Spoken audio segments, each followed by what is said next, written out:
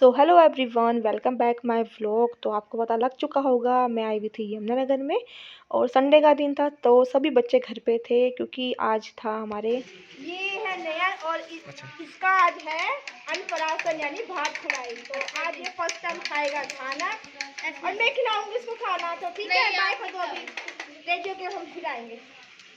सबसे मिलने के बाद मैं मिली कन्नू से। उसके बाद यहाँ पे किचन में मेरी भाभी रेडी होके बना रहे थे प्रसाद, क्योंकि हमने पंडित जी को भी बुलाया था अन्नप्राशन के लिए।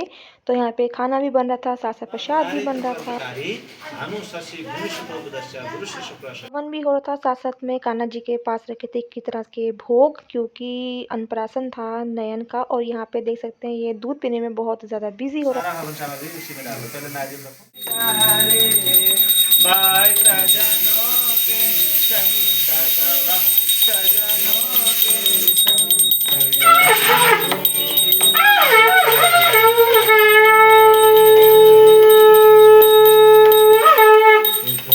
हवन भी ख़त्म हो चुका था और शाम भी हो चुकी थी। तो पंडित जी ने फटाफट से हवन ख़त्म करने के बाद हम सबको भोग दिया और टिक्का लगाया।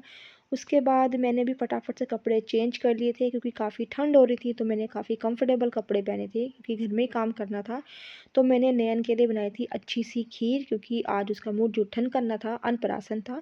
तो पंडित जी ने बोला कि सबसे पहले उसको लगाओ टीका।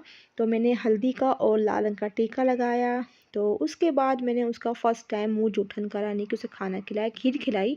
और वैसे बच्चे पहली बार खाते हैं तो बहुत ज़्यादा चिड़चिड़ करते हैं, रोते हैं।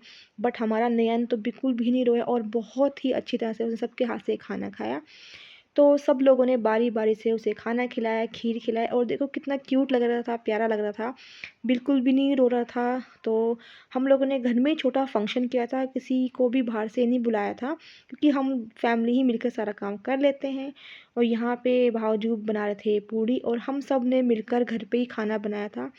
और खाना बहुत ही सिंपल बनाया था, यानी कि हमने इसमें बिल्कुल भी लहसुन प्याज नहीं डाला था, क्योंकि हम लोगों ने हवन करवाया था। तो हवन कराने के बाद पंडित जी ने बोला था बिल्कुल लहसुन प्याज का यूज़ नहीं करना। तो हम लोगों ने बिल्कुल सिंपल खाना बनाया था।